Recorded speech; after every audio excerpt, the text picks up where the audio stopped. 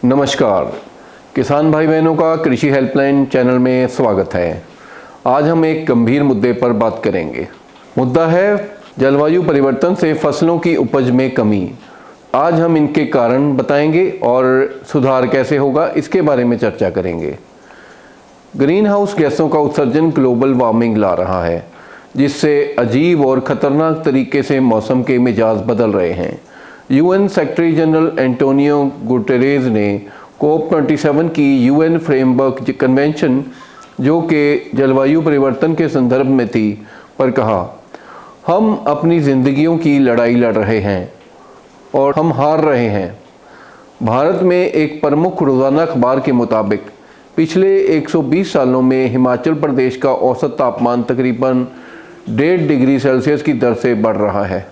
भारतीय कृषि के संदर्भ में जलवायु परिवर्तन एक महत्वपूर्ण विषय है, क्योंकि खाद्य सुरक्षा के साथ साथ हमारा देश आर्थिक और सामाजिक तौर पर भी कृषि पर निर्भर है। क्योंकि हमारे देश की आबादी का एक बड़ा हिस्सा कृषि से अपनी दिनचर्या चलाता है। पिछले साल हमें जैसे मौसम के अलग अलग मिजाज देखने को मिले, वह हमारे लिए एक बहुत बड़ी वेकअप कॉल थी।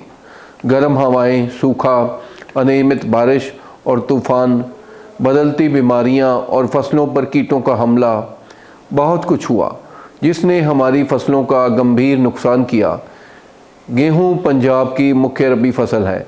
2021-22 की रबी की फसल, जो कि 2021 में बीजी गई थी, की ग्रोथ पहले नॉर्मल थी, पर 2022 में मौसम ने अजीब करवट ली। जनवरी 2022 के पहले 15 दिनों में 99.4 mm बारिश दर्ज की गई, जबकि इस समय की नॉर्मल बारिश 8.7 mm थी। उसी तरीके से जनवरी 29 से फरवरी 4 तक हुआ। मार्च 2022 में तापमान में एकदम से उछाल देखने को मिला। मार्च 12 से लेकर अप्रैल 15 तक तापमान नॉर्मल से 4.6 डिग्री सेल्सियस से लेकर 7.1 डिग्री सेल्सियस ज़्यादा रिकॉर्ड किया गया। भीषण गर्मी के बाद बारिश भी नदारद रही, जो कि उन दिनों नॉर्मल तौर पर 29.7 mm तक देखी जाती है। दाना अपनी पूर्ण विकास की अवस्था पर था। जैसे कि हम जानते हैं कि गेहूं की फसल ज़्यादा तापमान में बहुत संवेदनशील होती है। इस तेज़ गर्मी ने दानों के परागण पर प्रतिकूल प्रभाव डाला। इस वजह से समय से 10 दिन पहले ही फसल पक गई। डिपार्टमेंट ऑफ फार्मर्स वेलफेयर के मुताबिक गेहूं की उपज 2020-21 में तकरीबन 4216 किलोग्राम हेक्टेयर तक नीचे चली गई, जबकि 2020-21 में गेहूं की उपज 4868 किलोग्राम प्रति हेक्टेयर तक पहुंच गई थी। धान पंजाब की मुख्य खरीफ फसल है। चाहे पंजाब में मानसून कम रही, फिर भी धान का रोपण लेट नहीं हुआ और पौधे की शुरुआती बढ़ोतरी नॉर्मल थी, क्योंकि इसकी खेती नॉर्मल सिंचाई के अनुसार ही की गई थी। फिर भी एक नई वायरल बीमारी ने दस्तक दी, साउदर्न राइस ब्लैक स्ट्रिक बोना वायरस, जो कि छोटे आकार के भूरे रंग के कीट वाइट बैक्ड प्लांट हॉपर द्वारा फैलाया गया था। यह बीमारी पिछले साल जुलाई के आखिरी हफ्ते में पंजाब के कई ज़िलों में देखने को मिली। पंजाब में तकरीबन 34,000 हेक्टेयर में इस बीमारी का प्रकोप देखने को मिला। कई जगह तो गेहूं की उपज 8 से 22% तक कम हो गई। यही हाल उत्तर पश्चिमी भारत और मध्य भारत में हुआ, जहां पर एकदम से आई तेज़ गर्मी ने फसल का काफ़ी नुकसान किया और राष्ट्रीय स्तर पर भी गेहूं की उपज घटकर 3484 किलोग्राम प्रति हेक्टेयर रह गई, जो कि 2020-21 में 3521 किलोग्राम हेक्टेयर थी। इन बातों से स्पष्ट है कि फसल की उपज और खाद्य उत्पादन पर जलवायु परिवर्तन का असर हमें गंभीर खाद्य संकट की ओर लेके जा सकता है। इसके लिए हमें 2 आयामी रणनीति पर गौर करने की सख्त ज़रूरत है।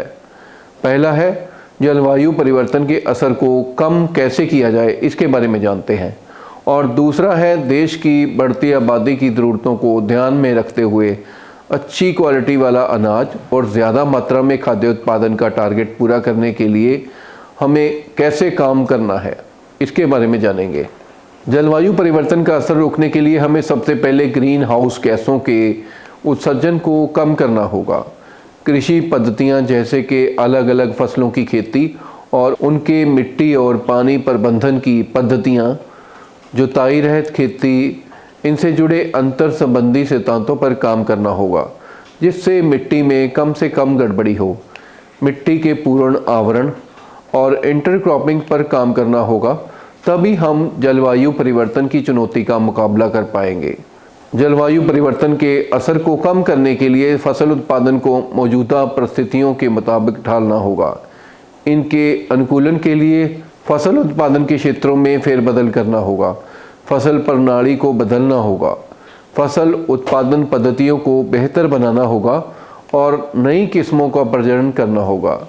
नई किस्में जिनका बिजाई का समय और जीवन चक्र अलग अलग हो, वह लेकर आनी होंगी।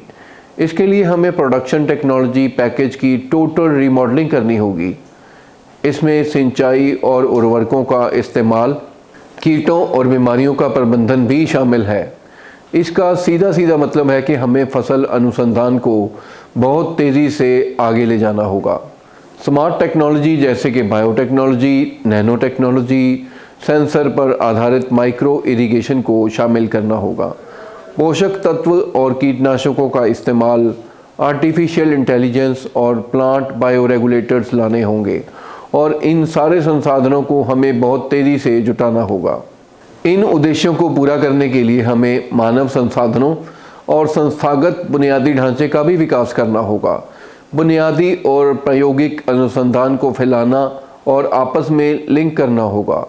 अंतर संस्थागत और मिनिस्ट्री के आपसी सहयोग को मजबूत करना होगा और साथ ही हमारे देश के वैज्ञानिकों को अनुसंधान और विकास के लिए फंडिंग बढ़ानी होगी, जिससे वह जलवायु परिवर्तन के असर को कम कर सकें और उन तकनीकों पर काम करें और इनके अनुकूलन की रणनीतियों पर बेहतर ढंग से काम कर सकें, जिससे भारतीय कृषि को जलवायु परिवर्तन के स्रोत पर नहीं बल्कि दुनिया भर में समाधान के तौर पर देखा जाए। आशा करते हैं कि आपको जानकारी अच्छी लगेगी। अगली वीडियो में बहुत जल्दी आपसे मुलाकात होगी। तब तक के लिए धन्यवाद।